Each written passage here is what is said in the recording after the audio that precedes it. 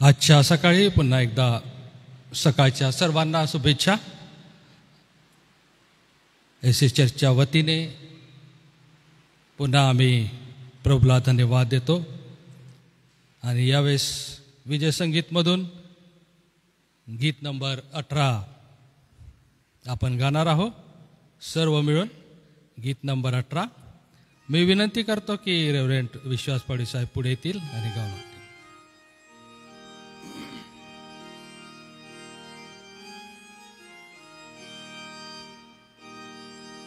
अहो स्तुती गा देवाची दया वर्णा, आम्हाला तो सांभाळितो.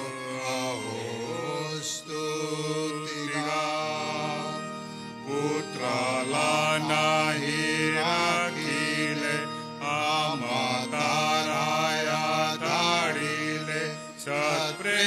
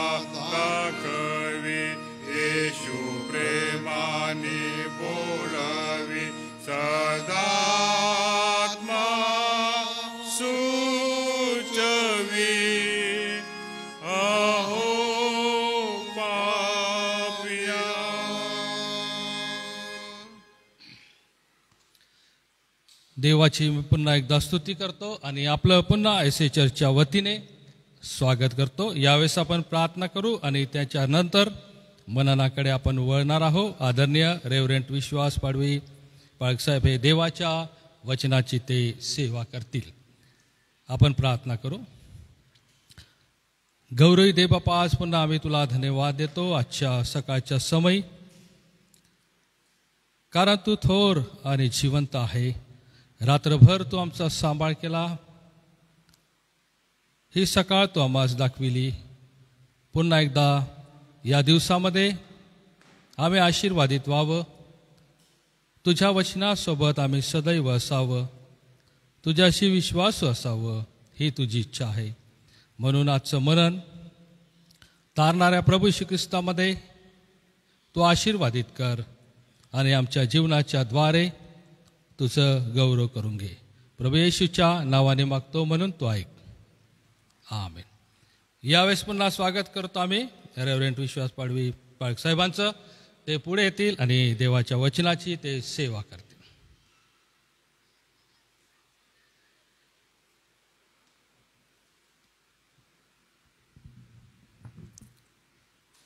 प्रभू येशूच्या नावामध्ये सर्वांना सलाम, गुड मॉर्निंग.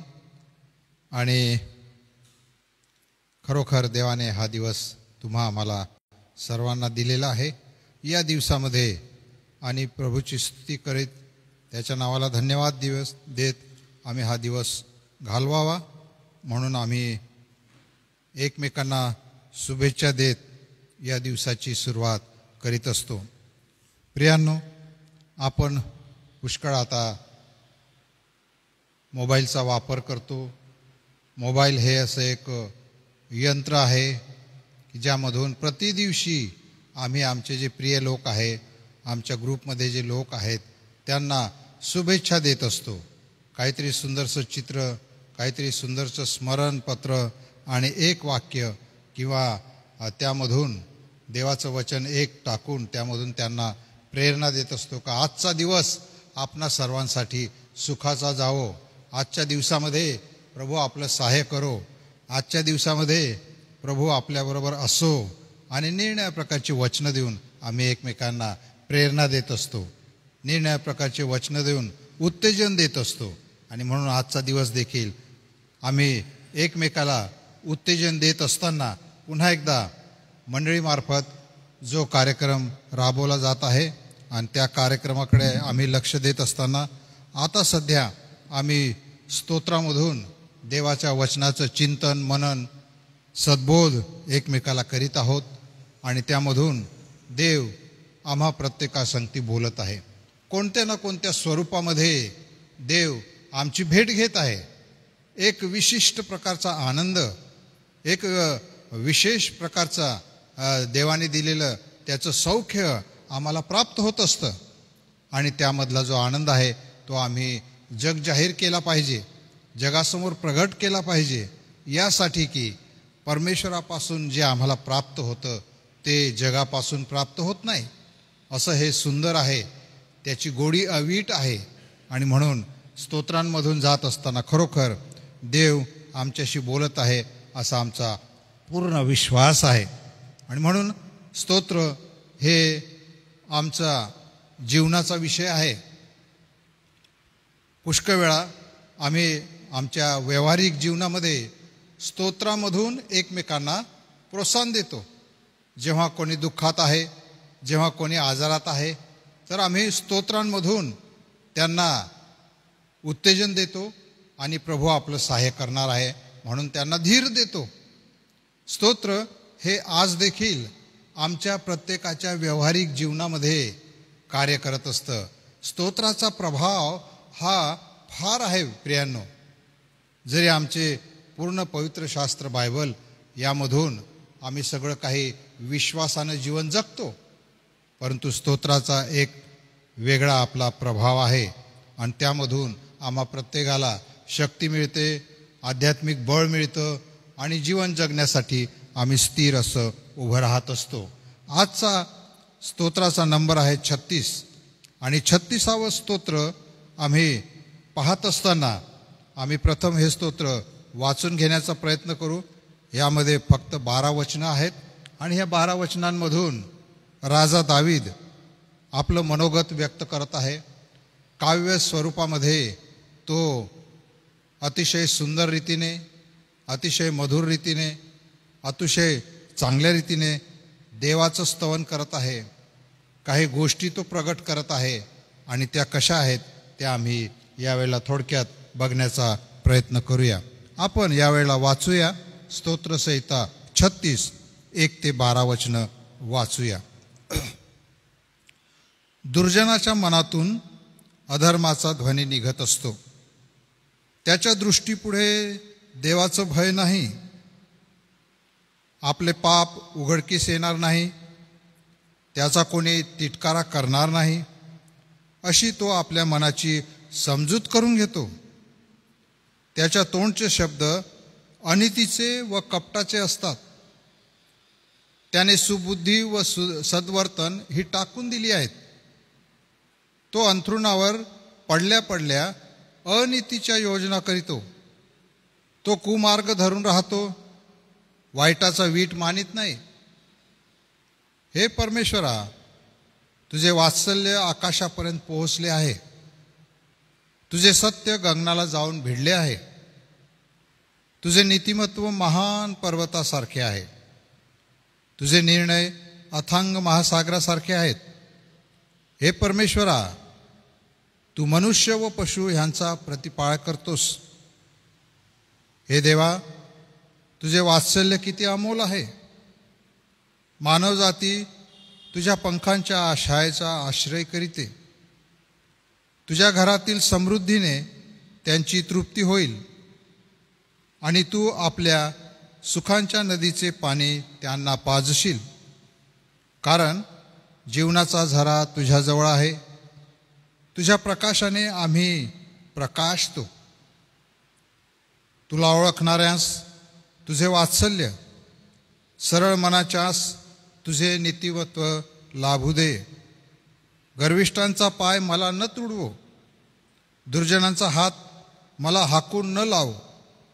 पहा, दुष्कर्म करणारे तेथे पडले आहेत, त्यांना लोटून दिले आहे, त्यांच्याने उठवणार नाही.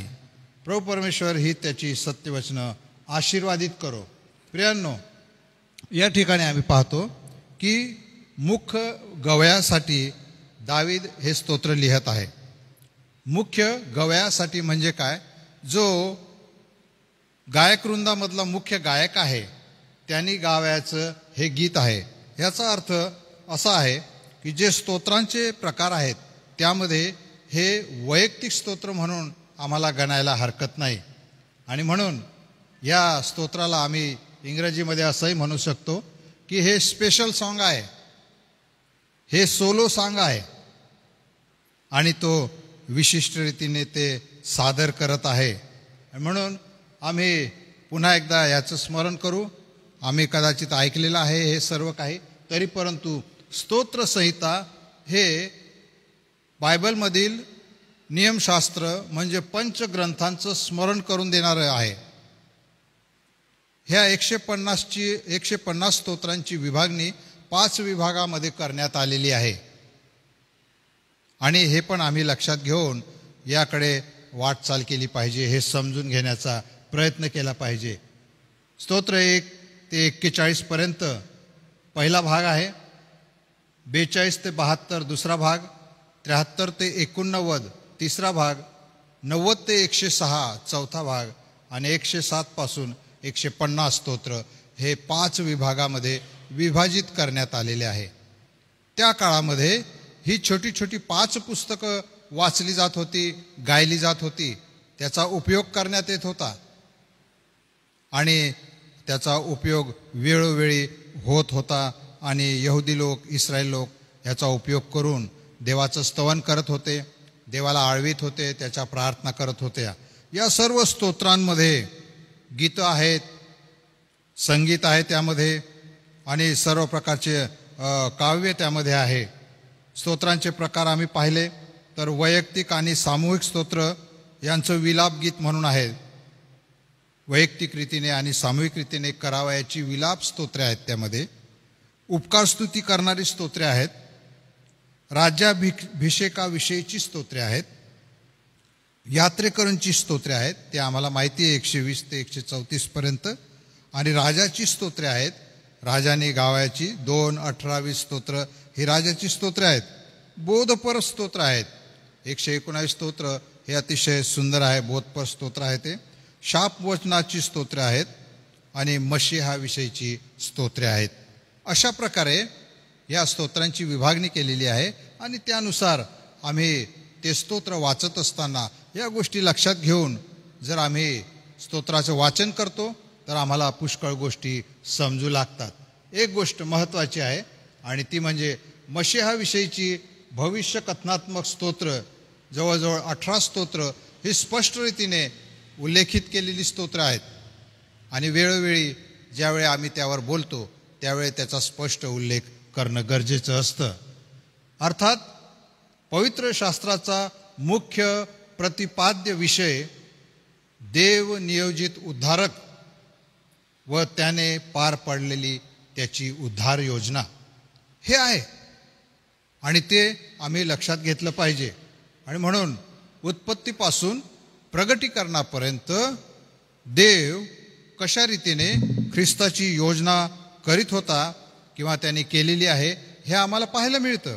आणि थोडक्यात जर सांगायचं तर पहिलं जे 5 पुस्तकं आहे नियमशास्त्राचे त्यामध्ये येशू ख्रिस्त उत्पत्तीच्या पुस्तकामध्ये स्त्रीचं संतान म्हणून दाखवलेलं आहे, निर्गमाच्या पुस्तकामध्ये वलांडनाचा कोकरा म्हणून दाखवलेला आहे आणि लेवीच्या पुस्तकामध्ये समेट घडविणारा यज्ञ असा त्याचा उल्लेख आहे.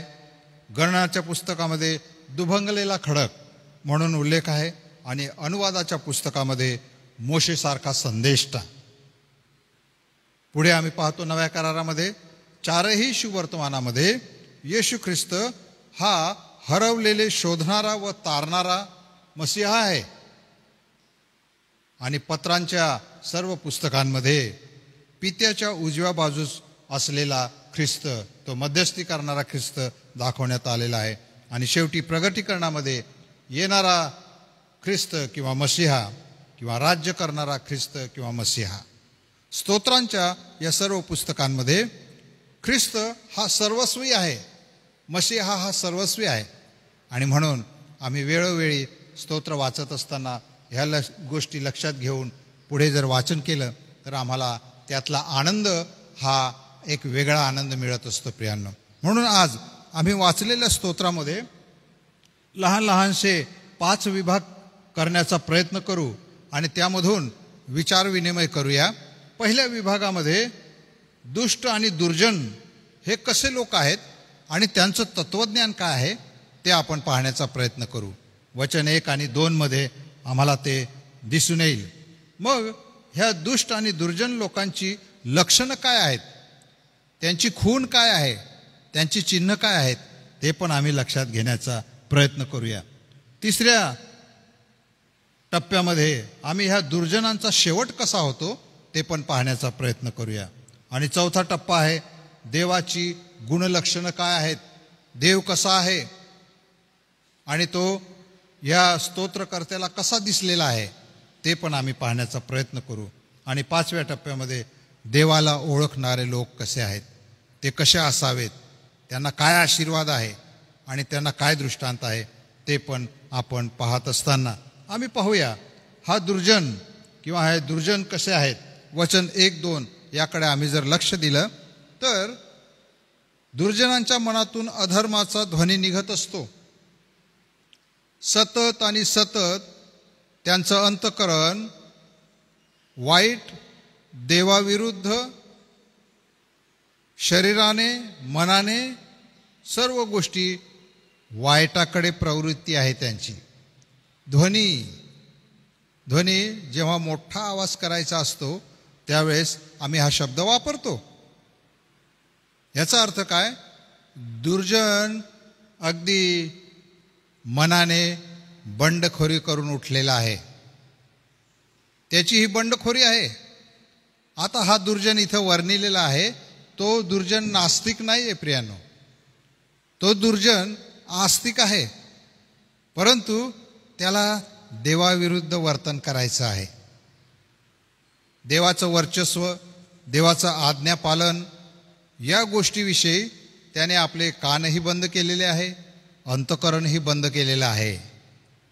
आणि म्हणून तो स्वतःचं ऐकत आहे. आणि तो काय म्हणतो पुढे दुसऱ्या वचनामध्ये, तो निर्भय आहे, देवासमोर त्याला भय नाही. प्रियांनो पहा, हे धारिष्ट कुठून येतं, जो आपल्या स्वतःचा देव स्वतःच्या इच्छेप्रमाणे शोधण्याचा प्रयत्न करतो किंवा ज्याला स्वतःच्या मनाप्रमाणे देव शोधायचा आहे तो अशा प्रकारे वागण्याचा प्रयत्न करतो. आणि मग त्याच्या मनात अनेक प्रकारच्या कल्पना येऊ लागतात आणि तो म्हणतो माझं पाप उघडकीस येणार नाही, म्हणून त्याला देव नको आहे. देवाकडे गेला तर देव त्याला सांगणार आहे की तू स्वतःला शुद्ध कर, तू स्वतःला पवित्र कर, तू स्वतःला शहाणा समजू नको. ह्या गोष्टी त्याला नको आहेत. आणि म्हणून तो अशा प्रकारे दंडेली करतो, दुष्टाई करतो आणि त्याप्रमाणे आपलं वर्तन लोकांसमोर आणि समाजासमोर ठेवत असतो. कोणी त्याचा तिटकारा करणार नाही अशी तो आपल्या मनाची समजूत करून घेतो. प्रियांनो, अशा खोट्या कल्पनांमध्ये, निर्णय प्रकारच्या गैरसमजामध्ये, चुकीच्या ज्ञानामध्ये पुष्कळ वेळा पडण्याची शक्यता असते. प्रियांनो, हा एक प्रकारचा मनाचा कठोरपणा आहे, हट्टीपणा आहे. दुष्ट त्याच्या मनानेच स्वैरवर्तन करू इच्छितो, त्याला कोणाचं बंधन नको आहे. आणि म्हणून तो या दुष्टाईमध्ये त्याचं हे वर्णन या ठिकाणी दाखवण्यात आलेलं आहे. त्याला सत्य माहीत आहे प्रियांनो, देव हे सत्य त्याला माहिती आहे, परंतु त्याला मनातून ते सत्य वागवायचं नाही आहे. आणि म्हणून हा दुर्जन अशा प्रकारे वागताना आम्हाला दिसतो. मग दुसऱ्या टप्प्यामध्ये आम्ही पाहतो की हा दुर्जनाचं काय काय लक्षण आहे.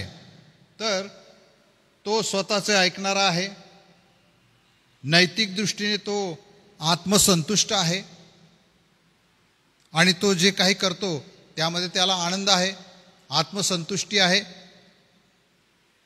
जरी त्याच्या तोंडामध्ये अनितीचे आणि कपटाचे शब्द असतात, त्याने सुबुद्धी आणि सद्वर्तन यांना लाथाडलेलं आहे. या गोष्टी नकोय त्याला आणि त्यामुळे तो नीतीची चाड नसलेला, वाचेने आणि क्रियेने तो दुष्टपणा रमलेला आहे. त्याच्या योजना, त्याचे उद्देश आणि त्याची जीवनमूल्य यात दुष्टपणा भरलेला आहे. असा हा दुर्जन आहे. सद्वर्तन, सुबुद्धी यांचा त्याने नाकार केलेला आहे, नको आहे ते. आणि म्हणून त्याकडे तो लक्ष देत नाही, ते त्याने टाकून दिलेले आहे असं स्तोत्रकर्ता म्हणतो. आणखी पुढे तो काय करतो की अंथरुणावर पडल्या पडल्या अनितीच्या योजना करतो. प्रियांनो, जेव्हा अंथरुणावर मनुष्य येतो ना, त्यावेळेस त्याचं मन इतकं स्वतंत्र होतं की त्याला जसं पाहिजे तसं त्या मनाला वळवता येतं. आणि मग जर दुष्टाईचं मन आहे तर तो अनेक प्रकारच्या योजना, षड्यंत्र आणि निर्णय प्रकारच्या योजना करून तो त्या ठिकाणी कुमार्ग धरून राहतो. यासाठी की त्या योजनेप्रमाणे त्याला आता चाललं पाहिजे. मग ते बरे असो की वाईट असो याची पर्वा त्याला मुळीच नाही. आणि तो शक्यतो वाईटच वागत असतो आणि वाईटाचा वीट तो मानत नाही. अशा प्रकारचा हा दुर्जन आहे प्रियांनो. आणि तो दुर्जन दाविदाने अतिशय चोखपणे मांडलेला आहे आणि ते आम्ही पाहतो. अशा दुर्जनाचं वर्तन कसं आहे ते आम्हाला पुढे पाहायला मिळेल. तो कशा प्रकारे वागतो. आणि दावीद हा देवाला जाणून, देवाचं महात्म्य त्याला माहीत असून देखील त्याला कुठेतरी एक प्रार्थना करायची आहे. अर्थात त्याची प्रार्थना देवाने ऐकलेली आहे. आणि म्हणून या दुर्जनाच्या मनातला ध्वनी काय आहे आणि त्याच्या इच्छा आकांक्षा काय आहे, त्याचे गुणलक्षणं काय आहे, हे पाहिल्यानंतर आम्ही पुढे पाहतो की देव कसा आहे. पुढे 5 पासून तो या गोष्टींचं वर्णन करत आहे. हे परमेश्वरा, तुझे वात्सल्य आकाशापर्यंत पोहोचले आहे, तुझे सत्य गगनाला जाऊन भिडले आहे, तुझे नीतिमत्व महान पर्वतासारखे आहे, निर्णय अथंग महासागरासारखे आहे. परमेश्वरा, मनुष्य व पशु यांचा प्रतिपाळ करणारा तू आहेस. होय. आणि 9 पर्यंत 10 पर्यंत त्या परमेश्वराच्या गुणलक्षणांची त्यांनी यादी दिलेली आहे प्रियांनो.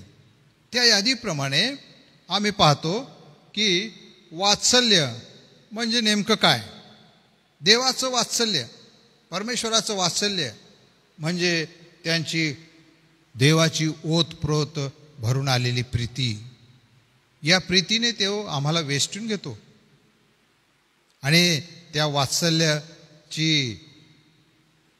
अगाधता, त्याची लांबी रुंदी खोली आम्हाला मोजता येत नाही. ते आकाशापर्यंत आहे. म्हणजे अपरिमित असं त्याचं वात्सल्य आहे प्रियांनो. त्याचं सत्य देखील तसंच आहे, गगनाला जाऊन भिडलं आहे. जगातल्या पृथ्वीवरच्या कोणत्याही उच्च गोष्टीपेक्षा हे उच्च आहे प्रियांनो. हे सत्य कोणी नाकारू शकत नाही, हे सत्य कोणी डावलू शकत नाही आणि हे सत्य कोणी त्याच्या विरुद्ध वागू शकत नाही प्रियांनो. असं हे सत्य ज्याचा डवडवा सदोदित आहे असं तो स्तोत्रकर्ता त्या ठिकाणी म्हणतो. देवाचे नीतिमत्व महान पर्वतासारखे आहे. पर्वत जो नेहमी स्थिर, अचल अढळ सर्व परिस्थितीमध्ये गंभीरपणे उभा राहणारा असा हा पर्वत, त्या पर्वतासारखे ह्या देवबापाचे नीतिमत्व आहे. प्रियांनो, नीतिमत्वाचा विषय हा देवाचा विषय आणि मानवाचा विषय आहे. आणि जेव्हा नीतिमत्वाचा प्रश्न येतो त्यावेळेस देव आपलं नीतिमत्व कधीही ढळू देत नाही. त्याने मानवाच्या पापाचा न्याय केला, त्यामध्ये देखील तो न्याय हा अगदी न्याय्य होता.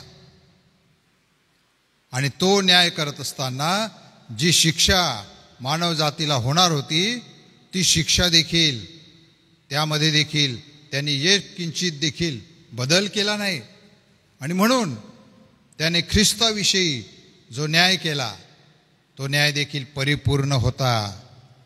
आणि मानवजातीचं सर्व पाप त्याच्यावर लादण्यात आलं. त्यावेळी त्याचं नीतिमत्व एक किंचितही कमी झालं नाही. आणि म्हणून आज आम्ही देवाच्या समक्षतेमध्ये येण्यासाठी पात्र ठरतो, यासाठी की जे ख्रिस्ताचं नीतिमत्व होतं ते ख्रिस्ताचं नीतिमत्व तुम्हाला आणि मला मिळालेलं आहे. प्रियांनो, आणि म्हणून त्या नीतिमत्वाविषयी दावीद अतिशय सुंदरतेने गात आहे, वर्णन करत आहे. कारण त्याने घेतलेले निर्णय हे अथांग, त्याचा गूढ, त्याचं रहस्य, त्याची खोली कोणा मानवाला समजेल काय? अशा प्रकारे हा आमचा परमेश्वर आहे. एवढंच नव्हे तर तो संपूर्ण जीवसृष्टीचा, मनुष्य आणि पशु यांचा प्रतिफाळ करणारा देखील तोच आहे. असं हे वात्सल्य देवबापाचं अमोल आहे. आणि त्यामुळे त्या देवाच्या आश्रयाच्या पंखाखाली आम्हाला आश्रय घेण्यासाठी संधी आहे. प्रियांनो, तीच गोष्ट आहे. कारण तो नीतिमान आहे, तो सत्यवान आहे आणि त्याने घेतलेले निर्णय देखील अचूक आणि अथांग आहेत. आणि म्हणून स्तोत्रकर्ता त्या देवाविषयी अतिशय सुंदरतेने गात आहे.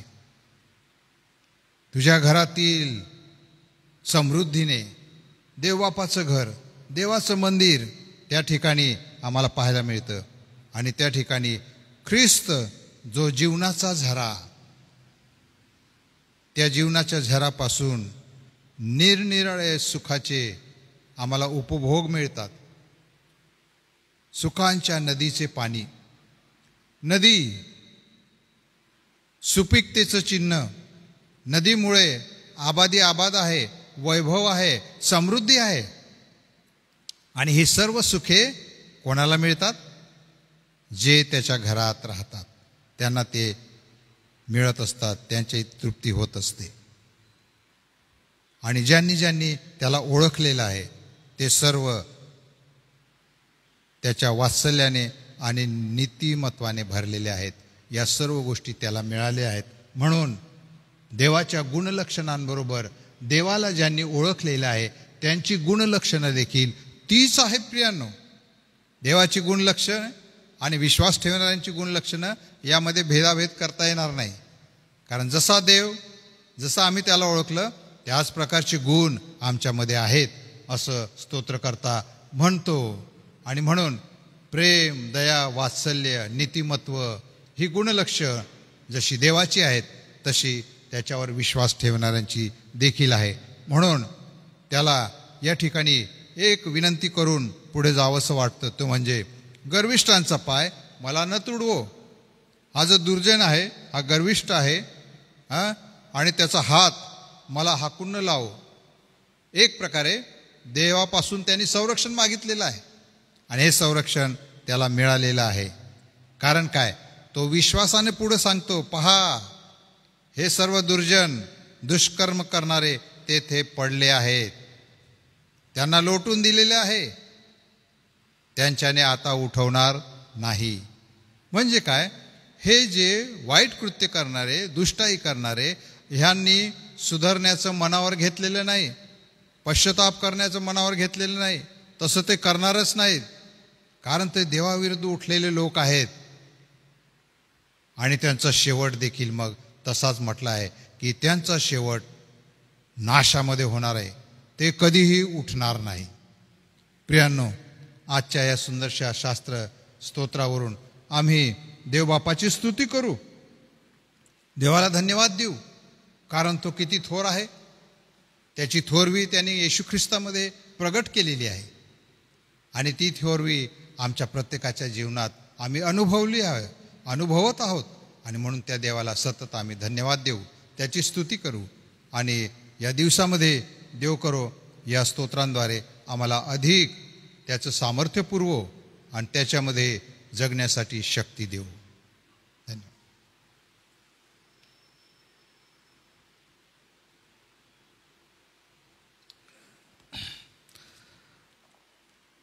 आज सकाळी पुन्हा एकदा देवाच्या वचनासाठी आणि मननासाठी मी प्रभूला धन्यवाद देतो. आजच्या उपस्थितीमध्ये आपण सर्व मिळून आशीर्वादित राहिलात आणि म्हणून प्रभूला मी धन्यवाद देतो. यावेळेस आम्ही विशेष प्रार्थनेकडे जाणार आहोत आणि आमच्या सर्व एस चर्चेसच्या युनिटसाठी आणि विशेष आपण जे उपस्थित आहे आपल्या सर्वांसाठी आम्ही आज प्रार्थना करणार आहोत. तसंच वाढदिवस आहे काही प्रियजनांचे. अर्पणा त्रिभुवन आहे, नलिनीबाई मोजेस आहे, सचिन नाईक आहे, सुयश शिवाळे आहे. या सर्वांना एस चर्चेच्या वतीने आम्ही वाढदिवसाच्या शुभेच्छा देतो. देव तुम्हास आशीर्वादित करो. या सर्व गोष्टींसाठी आम्ही आज प्रार्थना करणार आहोत. त्याच्यानंतर प्रभूची प्रार्थना आम्ही म्हणणार आहोत आणि आशीर्वाद घेऊन आम्ही हे मनन संपवणार आहोत. उद्या सकाळी पुन्हा 10 ते 10:30 वाजता प्रार्थना मनन असणार आहे. आपणा सर्वांना या देवाच्या वचनासाठी प्रेमपूर्वक आमंत्रण आहे. यावेळेस आपण प्रार्थना करू. मी विनंती करतो की आदरणीय डॉक्टर रेव्हरेंड ग्लॅडविन पार्क साहेब आमच्यामध्ये ते पुढे येतील आणि या सर्व गोष्टींसाठी प्रार्थना ते करतील आणि आशीर्वाद देखील ते देतील.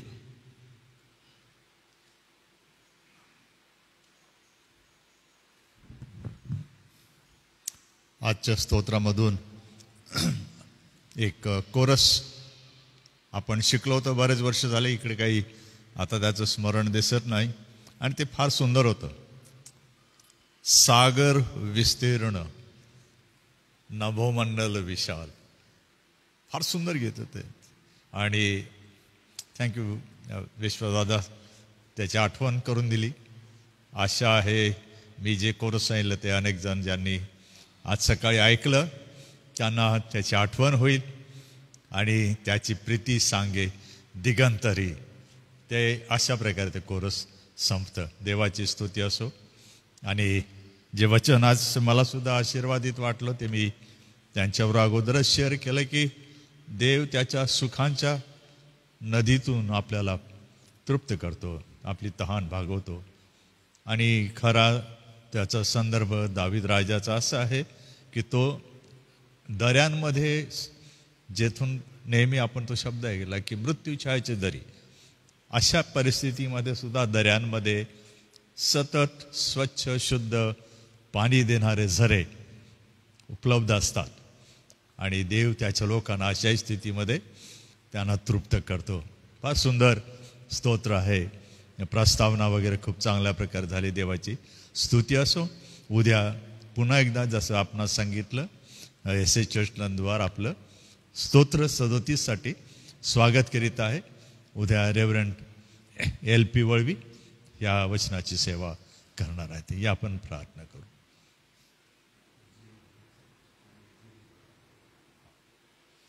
पण ते नको, या आपण प्रार्थना करू.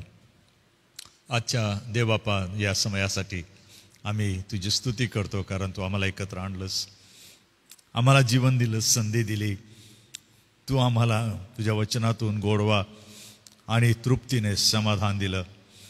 आणि जे वचन आमच्याकडे आलं त्यासाठी तुझी आम्ही प्रशंसा करतो की राजा दावीद आपलं मनोगत तुझ्याशी व्यक्त करताना आपल्या स्वतःसाठी व इतरांसाठी साधी अनेक प्रकारचे आशीर्वाद मागतो आणि खरोखर त्या आशीर्वादांचा भाग इतक्या वर्षानंतर आम्हाला सुद्धा मिळतो. या तुझ्या अद्भुत वचनासाठी आम्ही तुझी स्तुती करतो. प्रभू, खरोखर तू आपल्या नीतिमानांना सांभाळतोस, त्यांना पडून राहू देत नाहीस, त्यांना लोटून देत नाहीस, त्यांना तू आपल्या उराशी कवटाळतोस, आपल्या प्रेम आणि वात्सल्याने त्यांना तू जवळ घेतोस आणि तू सांभाळून ठेवतोस. असा परमेश्वर देव आम्हाला लाभला म्हणून हे देव बापा आम्ही तुझे येशू ख्रिस्ताच्या द्वारे स्तुती करतो. तुझ्या वचनासाठी आम्ही तुझा धन्यवाद देतो. प्रभू, आम्ही आज तुझा धन्यवाद करतो. आमच्या एस एच चर्चेस मधील सर्व मंडळात सेवक वर्ग, SM ट्रस्ट सेवा कार्य व त्याचे पदाधिकारी, त्या सर्वांसाठी आम्ही प्रार्थना करतो. विविध आमचे युनिट आहेत, शाळा, सामाजिक सेवा म्हणा, हॉस्टेल्स म्हणा, त्यामध्ये असणारे कार्यरत तुझे सेवक, या सर्वांसाठी आम्ही प्रार्थना करतो की तू पुन्हा एकदा त्यांची काळजी व्हा, लागणारी शक्ती आणि कृपा, बुद्धी व ज्ञान दे आणि तुझ्या गौरवासाठी त्यांची सेवा तू आशीर्वादित कर. सध्याच्या आमच्या भारत देशामध्ये तुझी शांती असावी, लोकांनी खऱ्या जिवंत देवाकडे वळावं, त्याचा ध्यास त्यांना लागावा आणि त्यांनी स्वर्गीय राज्य मिळवावं म्हणून प्रभू त्यांना तू आपली कृपा दे अशी पण आम्ही तुला विनंती करतो. सोबतच आम्ही तुला आज प्रार्थना करतो की तू अर्पणा त्रिभुवन, नलू काकी, सचिन नाईक, सुयश येवाळे यांचा वाढदिवस आहे. प्रभू, यांना तू आशीर्वाद दे, त्यांना आरोग्य दे, त्यांना जीवन दे, संधी दे, बळ दे, त्यांच्या गरजा योग्य वेळी भागव, सर्व वाईटापासून त्यांचं तू रक्षण कर आणि त्यांच्या असण्याने तुझं गौरव होऊ दे अशी आम्ही तुला विनंती करतो. अनेक जण आजारी आहेत, दुःखी आहेत, कष्टी आहेत, अनेकांना व्यवसाय नाही, नोकरी धंदा नाही, उत्पन्नाची साधनं नाहीत, अशा स्थितीतही हे परमेश्वरा त्यांना तुझी इच्छा कळावी, त्यांनी तुझ्याकडे मागावं आणि तू त्यांना द्यावं असं तू होऊ दे. ज्यांना तू देत आहेस, जे मिळवत आहेत त्यांना सुरक्षा दे, वाईटापासून, धोके, फसवणूक यापासून त्यांचं तू रक्षण कर. हे महामंडळ काम करीत असताना जगामध्ये सुवार्ता पोहोचावी, येशू ख्रिस्त सादर केला जावा म्हणून जी काही व्यवस्था आणि सेवा निर्माण झालेली आहे प्रभू, ह्या SM द्वारे तू गौरविला जा अशी आम्ही तुला प्रार्थना करतो. आज पुन्हा एकदा आम्ही स्वतःला तुझ्या स्वाधीन करतो. प्रभू, तू आम्हाला सहाय्य हो. आमच्या प्रार्थना तू ऐकतोस म्हणूनच आम्ही तुझ्याकडे सतत येऊन मागतो, कारण तू प्रार्थना ऐकून उत्तर देणारा देव आहेस. तुझी स्तुती असो. तुला मान, महिमा, गौरव देत आम्ही जे आज समोर आहोत आणि जे ऑनलाईन जडले आहे त्या सर्वांसह तुला शरण येतो. तुझी इच्छा आमच्या जीवनामध्ये पूर्ण होऊ दे. ही प्रार्थना आम्ही आमचा तारणारा धन्य प्रभू येशू ख्रिस्त याच्या नावाने करतो. देव बापा, कृपा करून तू ऐक. आमेन. स्वर्ग तुझं राज्य येवो, जसे स्वर्गात तसे पृथ्वीवरही तुझ्या इच्छेप्रमाणे हो. आमची रोजची भाकर आज आम्हास दे, आणि जसे आम्ही आपल्या ऋणास ऋण सोडितो तशीच तू आमची ऋणी आम्हास सोड, आणि आम्हास परीक्षेत आणू नकोस, तर आम्हास वाईटापासून सोडी. कारण की राज्य, सामर्थ्य आणि गौरव ही सर्व काळ तुझीच आहे. आमेन. आता आपल्या तारणाऱ्या प्रभू येशू ख्रिस्ताची कृपा, देवजबाप्याची प्रीती आणि पवित्र आत्म्याची सहभागिता आपणा सर्व विश्वासणाऱ्यांबरोबर, देवाची मंडळी आणि इस्रायल राष्ट्र ह्या बरोबर आता आणि सदा सर्व काळ होत राहो. आमेन. ख्रिस्त पवित्र शांती सत्प्रीती शोभा सौंदर्य माझी जीवनी येशू पवित्र तू शुद्ध मज घरी तुझे सौंदर्य दिसही वनी. आमेन. सर्वांना सलाम. उद्या पुन्हा सकाळी 10 ते 10:30 प्रार्थना मनन असणार आहे. आपणा सर्वांचं या प्रार्थना मननामध्ये तारणाऱ्या प्रभू श्री ख्रिस्तामध्ये स्वागत आहे. थँक्यू.